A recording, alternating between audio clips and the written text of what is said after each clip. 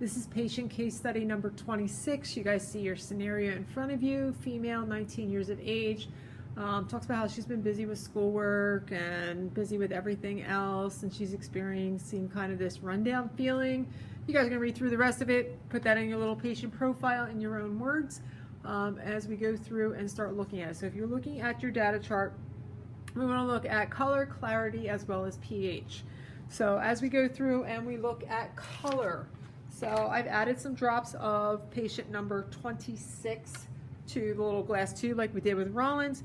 If we look at it, that's what we have. So I'm going to put it up against something that's a little white for you guys. There is the color that we have. So it's actually kind of like a little bit of a red tinge to it. I know it's a little harder for you guys to see there, but it does have kind of a slightly red tinge to it. But what you really should notice is that it is super, super cloudy in there. So when we talk about clarity, it is not clear. It's more turbid or a mixture of cloudiness within it.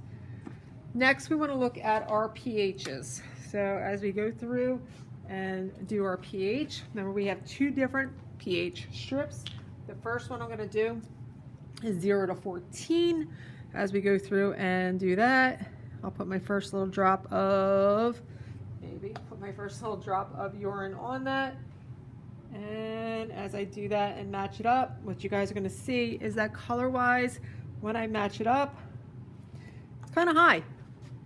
So we are looking at something that's going to be a little bit more basic in terms of our colors here.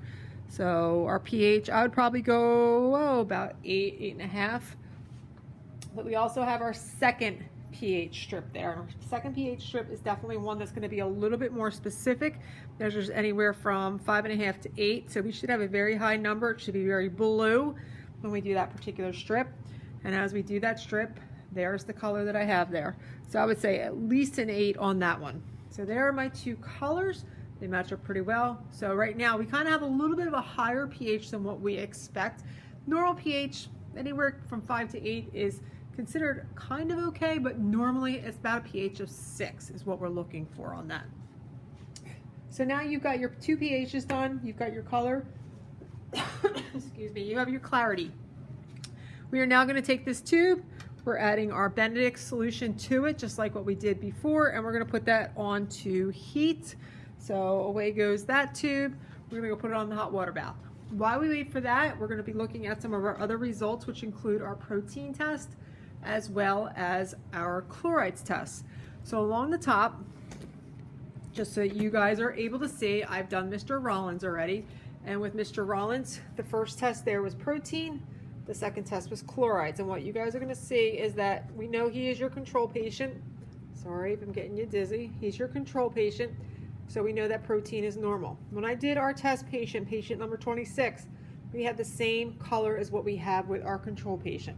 So test patient 26 is also negative for protein. But what you're going to notice that when I did chlorides, notice that chunky white material in there now. That positive for chlorides. If we look here, you can't really see, it's pretty clear if I move him off that black dot. For Mr. Rollins, it's clear he was negative, but our test patient number 26 is actually positive for chlorides. And that's why it looks kind of that cloudy white. When we get to glucose, we know that Rollins, he is normal for glucose, so we pull him off the heat. He actually looks like this. Test patient 26, let's say that's been sitting there long enough. Go get that one off the heat, bring that back, and what you guys are looking at is kind of the same color that we have there. So there's really no color change from when we are adding that Benedict solution to it. It's still negative. It's still got a little funky cloudiness in it, but that is not a change from the glucose. That's a change from other things there. And you'll be able to see those other things when you guys look at the microscopic slide of it on Google Classroom.